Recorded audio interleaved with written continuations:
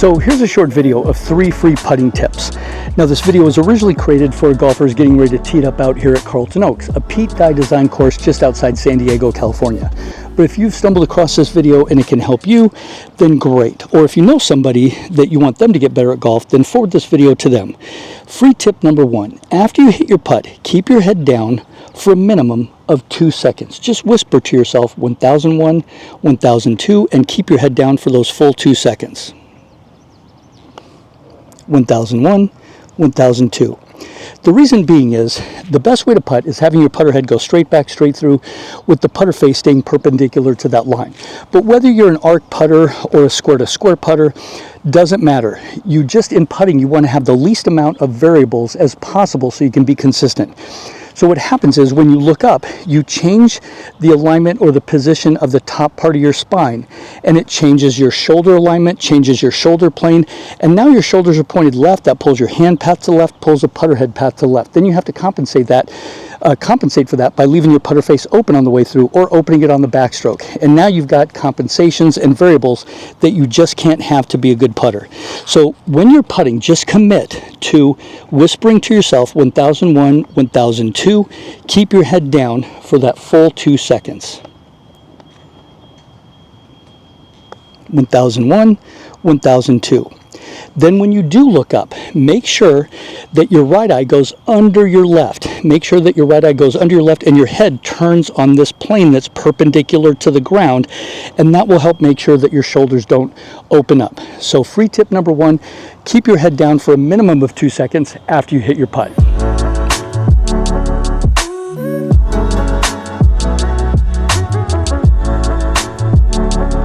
Okay, so here's free tip number 2. Free tip number 2 is always accelerate your hands and accelerate the putter head through impact. You never want to decelerate. You never want to take it back so far and then start decelerating the putter head through impact. The reason being is because our hands are almost always inside the putter head. Once you start decelerating your hands, the putter head can pass your hands, and when the putter head passes your hands, then it starts closing this putter face. You don't want this putter face to be closing through impact. Remember, the best way to putt is your putter head going straight back, straight through, with the putter face staying perpendicular to that line. However, even if you're an arc putter, you don't want to be decelerating. You don't want to be guessing at how far you should take it back if you're going to decelerate. You just want to take it back a certain number of inches and then accelerate through. Here's the basic equation. However long your putt is in feet, half of that in inches is the length of your backstroke. So here I've got a ruler here, and this is about a 10-foot putt. So my backstroke should be about 5 inches, and you always want to accelerate almost twice as far on the way through as you take it back. So you're going to go back about 5.5 inches, and accelerate to about 10 inches. But for now, we're going to figure out a little over a 5-inch backstroke. I'm going to put this bottle right behind my putter head, and that's going to cut me off, make sure I don't hit this bottle behind my ball. So I'm just going to go back about 5 inches and then pull the putter head through, smoothly accelerate it, not jab at it, but just smoothly accelerate my hands. So we're going to go take it back about 5.5 inches and accelerate. And we're going to keep our head down for 1001, 1002. Again, if we look up, the right eye is going to turn under the left.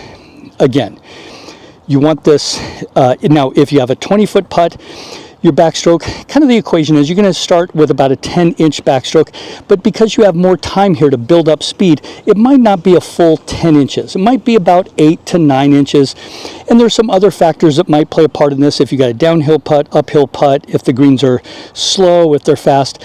But as a beginning equation, however far the putt is in feet, take half of that, and that's the length of your backstroke in inches. So again, I'm going to cut myself at about 5.5 inches, no longer than 6. I'm going to set up, take it back about 5.5 inches, and then accelerate and hold my finish for 2 seconds. So we go 1001, 1002, turn my right eye under my left, I'm holding my finish. Again, so the equation is the length of your putt in feet, take half of that, that's your backstroke in inches, about as a starting point, and always accelerate through. Free tip number 2 is always accelerate through the putt.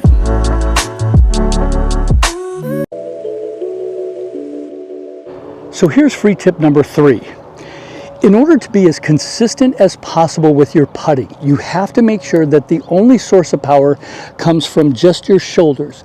You definitely don't want it coming from any weight shift in your putting. You don't want to have any body turn in your putting, and you definitely can't have your wrists active throughout your putting. Your right hand always wants to try to push, and your hands and your wrists are very inconsistent under pressure.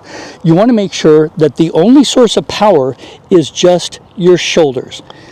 Now, you got to make sure that your left wrist doesn't bend back through impact, and even more importantly, you got to train your right wrist so it doesn't push through impact. You got to make sure that when you're moving your hands through impact, your right wrist stays bent back slightly through impact. You don't want to be pushing with this right hand. You don't want the right wrist going into what's called flexion. So a great drill is if you have an alignment stick, we're going to go hand by hand. We're going to take the left hand first. We're going to hold this alignment stick to the bottom of the grip of our putter. We're going to bring our left hand down here, and we're going to take the right hand and get it out of the way. We're going to put it behind us. And as you stroke, when you come through, we're going to keep the stick off of our left side. We're going to keep the stick off of the left side. You don't want this left wrist bending back and having this alignment stick hit your left side. So when you make your stroke, you're going to feel this alignment stick. You're going to feel a slight curl in your left wrist, and keep that alignment stick off of your left side. So you see how this alignment stick stays off my left side? Now, even more important than that, you can train your right wrist. You can have your right hand come in underneath, and you can hold this alignment stick. We're going to take our left hand, we're going to touch this right shoulder with our fingertips of our left hand. It helps make sure that you keep the posture of your shoulders. And when you come through, you're going to feel this right wrist bent back and keep this alignment stick off of your left side. So we're going to set up to this putt. Left arm comes up and across. We're going to hit our putt, and then as you come through, you're going to bend this right wrist back to keep this alignment stick off of your left side. So see how this right wrist stays bent back? This alignment stick is off the left side. Now you're starting to train your hands to drag the putter head through impact and teach this right wrist not to push the putter head through impact. Then you take some putts, you pretend that alignment stick is on this putter, and then when you come through, you're going to keep this right wrist bent back and keep this alignment stick off of your left side. Again, keep your head down for 1001, 1002, holding this bend back in your right wrist. That's free tip number 3.